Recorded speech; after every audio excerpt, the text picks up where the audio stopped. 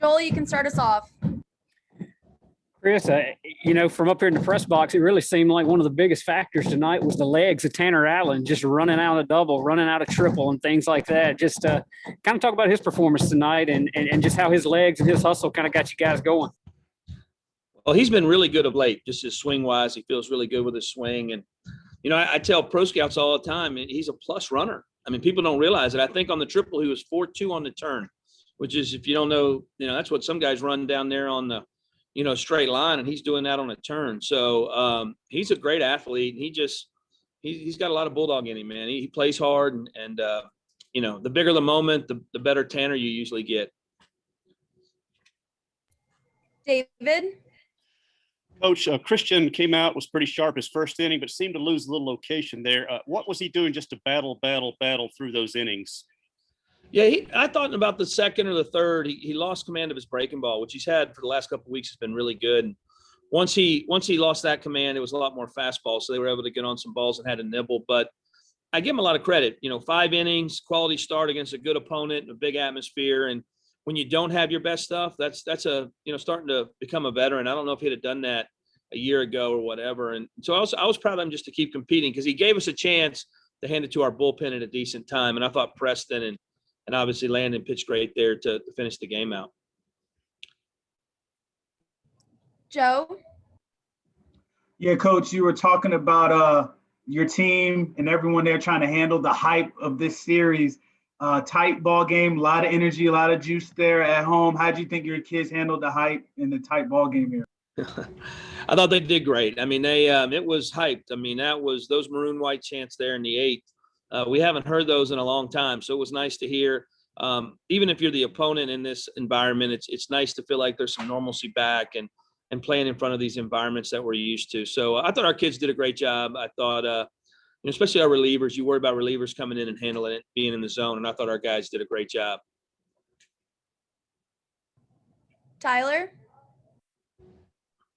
Chris, his first time playing in this rivalry, and we mentioned how big of a moment it was in the crowd and everything, and Cameron James has 4 RBI. What can you say about his performance and the way he, kind of like Tanner, just stepped up and played a big game?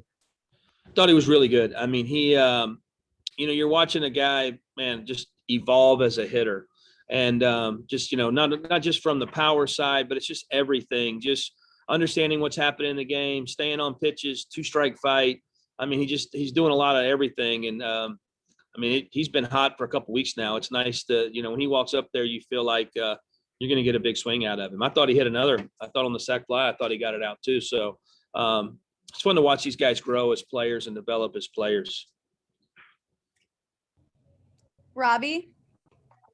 Coach, Gunnar Hoagland's one of the better Friday night starters, not only in the league, but in the country. And it's really hard to put together big innings against him. But how do you feel like the guys got those key hits, and how do you feel like they attacked him today?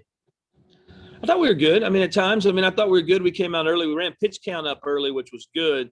We let him settle in those middle innings, and I thought he was pretty good in those middle innings. And then, being able to push, I think it was the 7th when we really ran some pitch count up and got him out, which you get in that starter out in the 7th isn't great, but it just showed when we get in their bullpen in the 8th, we were able to get a couple insurance runs. So he is really good, and he's going to pitch a long time, especially in pro ball. One of the better guys we've seen here in a couple of years.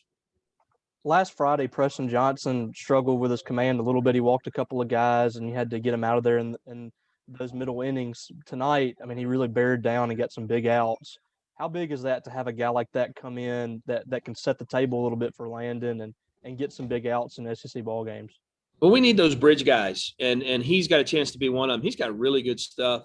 And if you look at his analytics are really good too. So him coming in and being in the zone, and you see him in his innings when he pitches, it starts at 92, 93, and usually ends up 94, 95, 96. So, and he has that ability to throw some high-end velocity at you as a bridge guy. We've used him like that a couple times. So I think last week was just being on the road or something. But in front of this environment to come out and pitch the way he did, we're really excited about him. Steve? Chris, you kind of touched on a little bit about the dude effect there, but it seems like the crowd almost willed a couple of base hits there in the 8th, and it's like it just seemed like there was no way you guys weren't going to add some insurance runs there. You've talked about it before, but how big of a factor is it when you guys get on a roll and the crowd gets on a roll with you? It's, having the opportunity to play here, coach here with this fan base and how much they love baseball. And it's not just out of control. It's very knowledgeable. Our fans know what's going on. They know everything. So they're in at the right moments. And those maroon white chants for a freshman pitcher out there trying to get us out in the eighth it makes it hard. And it just makes it fun for us. It's just even in BP, when you're sitting out there and they open the gates and you see everybody flying into the berms, and it's just the excitement that our fan base has. It just makes it better for the players. But we're very fortunate to have a fan base like ours. John?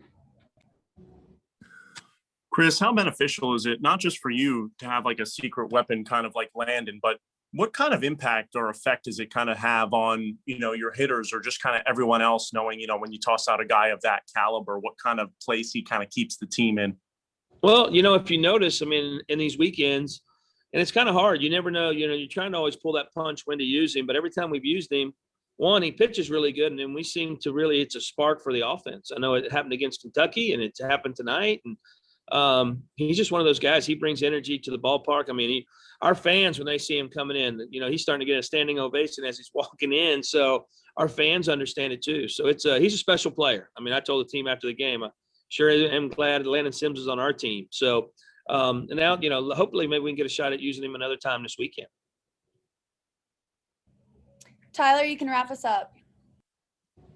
Chris, you talked a couple of times about how crazy the eighth was and the atmosphere in the eighth, but I'm wondering if there was ever a moment, whether it was, like you say, maybe in warmups or maybe in between a half inning or something, where you just got a chance to look around at the crowd and say, man, this kind of feels like it did 2 years ago. We're finally getting back to what Dudy Noble Field's supposed to be. No, we did. I think everybody, as you're sitting in there at some point in time, I always check to make sure my dad's there. So as I pull up and look up and make sure he made it to the ballpark, you see all the fans, all the stands, all the right field. That around their bullpen filled up really fast too, which we like to see. So we were able to appreciate it a little bit, and I'm sure we'll have another giant crowd out there tomorrow.